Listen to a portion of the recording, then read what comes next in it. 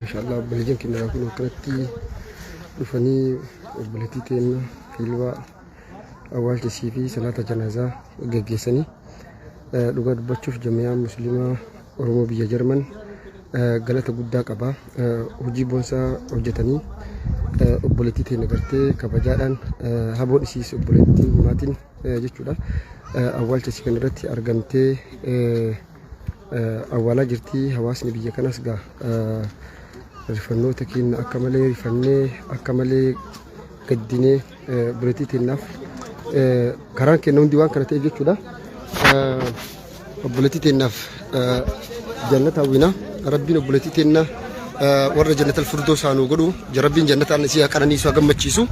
Egaa kaa dhugaa dubbachuuf jamiyaa musliimaa Oromoo biyya Jarman akkasumas sheekotiin ustaazonni kennaa fi hawaasni keenya dargaggoon hundi biyya Jarman keessa jiran galata guddaa qabanii obboleettii teenyallee gaa Rabbiin jannatul firdoos haa nu qananiisu kun akkanatti geggeessaa jiran jechuudha obboleettii. اللهم اغفر له وارحمه اللهم اغفر له وارحمه اللهم اغفر له وارحمه اللهم اغفر له وارحمه اللهم اغفر له وارحمه اللهم ثبته بالقول الثابت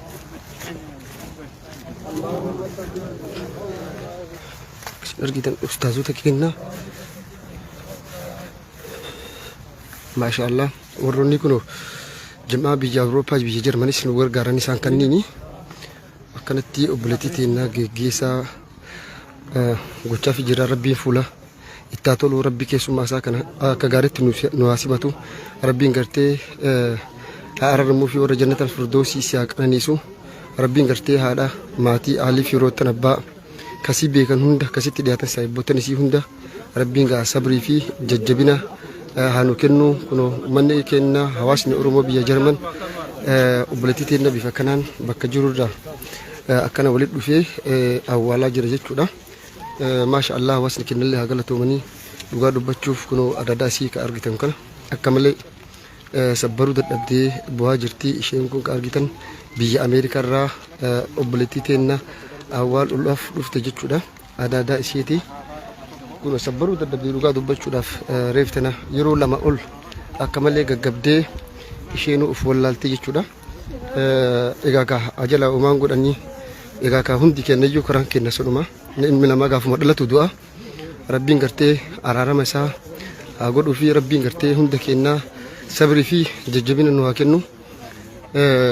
Akka itti jiraatan malee akka itti jiraatan hin beeknu yoom akka duunu eessatti akka duunu hin beeknu jechuudha. Kanaaf inshaallah obboleettii teenya du'aa godhaa fi du'aa kadhaa fi rabbiin gartee akka jannatul firdoos isii qananiisu rabbiin gartee rahmata isaa akka godhuuf rabbiin harka mirgaatiin akkasii simatu gartee rabbiin gartee qabaa qabree karaa laafisu rabbiin gartee jannatul firdoos akkasii qananiisu mucayyoo miskiina sabiyyii garaa nama nyaattu wallaahi baay'ee qalbiin nu cabe onneen nu cabe akka malee jechuudha. Inshaallah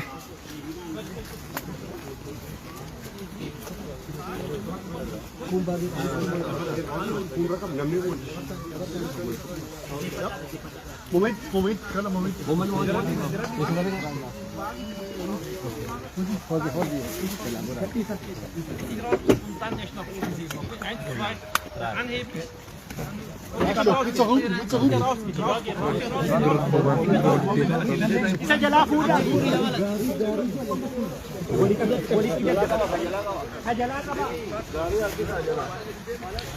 obboleettii teenya kun asitti awwaala jechuudha.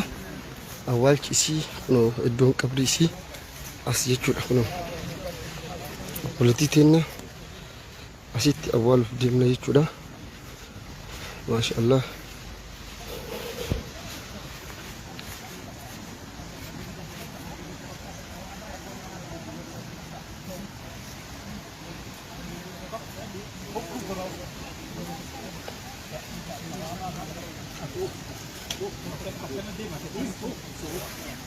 maashaallah obboleettii teenya ollaa musliimaa akkuma argitan biyya kanatti kun qabriin qabrii musliimaati. Araad al naawwii jedha. bara 1969 dhalatee bara 2022 amrii katee jechuudha. Kunoo akkanatti obboleettii teennallee awwaala jirra. Qabriin itti awwaalamtu qabrii musliimaati, qabrii islaamaati. Obboleeyyiin keenya musliimaa wajjin awwaalamaa jirti. Maashaallah. Bismillah wa ala millati rasulillah.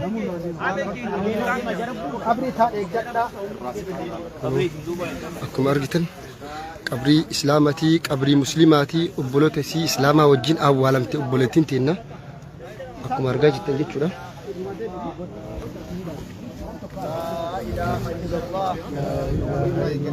لا إله إلا الله لا إله إلا الله لا إله إلا الله لا إله إلا الله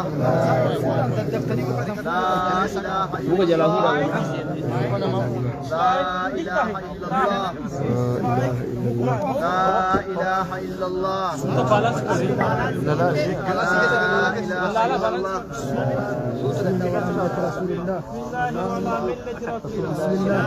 وعلى ملة رسول الله وعلى ملة رسول الله ثبتها بقول الثابت اللهم ثبتها بقول الثابت اللهم ثبتها بقول الثابت اللهم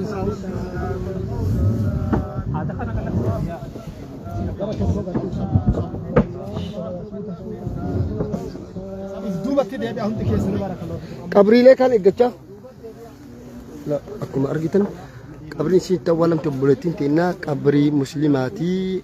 Kan asirratti argitan Ali Saadiruu jedha. Maashaallah rabbiin gartee jannata firdoosin isii haa qananiisu. Ollaalee isii jiran akkuma argaa jirtan qabrii musliimaatii. Kunoo qabrii isii argaa jirtan kun qabrii islaamaatii. Kunillee qabrii musliimaatii. Qabrii islaamatti awwaalamtee obboleettiin teennaa jannata firdoosin isii haa qananiisu. Rabbiin jannata firdoosin obboleettii teennaa gammachiisu. Dhugaa dubbachuuf hawaasni keenya hundi ka sabrii fi jajjabina hawwina maatii isiitiif jechuudha. Kun olloota isii asirratti argatanii olloota musliimaa qabrii islaamatti awwaallee obboleettii teennaa maashaallah haa galatoomanii. Jamaan islaamaa Oromoo biyya Jarman, jamaan musliima Oromoo biyya Jarman haa galatoomanii haa ulfaatanii. Hawaasni keenya dhugaa dubbachuuf obboleettii teennaa akkasiin malutti gartanii ofirraa gaggeessinee jirra. Rabbiin jannata firdoosin isii haa qananiisu. Ilmi namaanii dhalatanuma dabra. Kunoo qabriin isin argitan kun haaraa jechuudha. Qabrii haaraa ilmi namaa kun dhalata kun du'a. Sabrii fi jajjabina maatii fi aalii fi firoottaniif hawwina. Dhugaa dubbachuuf adaadaan isii akka malee miidhamtee jirti, akka malee taatee jirti. Maal kun halluma duniyaa guututu rifatee akka malee rifannee akka malee onneen nu cabee qalbiin nu cabee geggeessaa obboleettii teennaa geggeessaa jirra.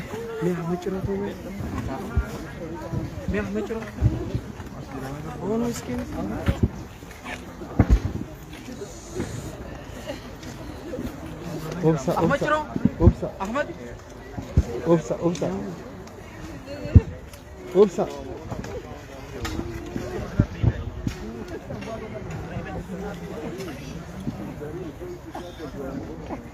Rabbiin rahmataa godhuu fi obboleettii teennaa Rabbiin jannata firdoosin isii haa qananiisu. Alama duniyaa gubbarra hojjetan mara Rabbiin kan sabrii fi imaanaa fi jajjabina isin haa kennu. Kasii beeytan kasii hin beeyne akka malee rifattan hunda keessanuu jechuudha. Rabbiin imaana sabrii fi jajjabina guddaa isiniif haa kennu. Hawaasni keenya addunyaarra jirtan, hawaasni keenya kan musliimaa biyya Jarman keessa jirtan, kan amantaa biraas qabdan, kan gadditan, kan rifattan, kan akka malee onnee fi qalbiin isin cabe hunda Rabbiin sabrii jajjabinaa fi imaana isaa isiniif haa kennu. Obboleettii teennaa Hilwaa Isaa akkasitti har'a kunoo awwaalchisii biyya Jarmanitti magaalaa Reegansburg irratti geggeeffamee obboleettii teennaa kabajaadhaan awwaallannee jirra. obboleettii teenya awwaalannee rabbiin gaa warroota sii awwaalanis rabbiin zajaa keessan isin haa kafalu rabbiin gaa sabrii fi imaanaa fi jajjabina isin haa kennu isin jenna.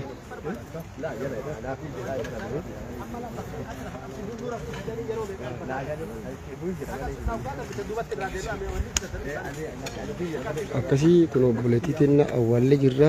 Awwaalchis argitanii jirtanii qabri islaamatti awwaalantee olloota isii kan musliimaallee isin garsiisee jira. Sabbara rabbi sabrii fi imaanaa jajjabina isin haa kennu. Assalaamu alaikum warahmatullaahi wabarakaatuh isin jedha. والانتهى وما انت كده ان شاء الله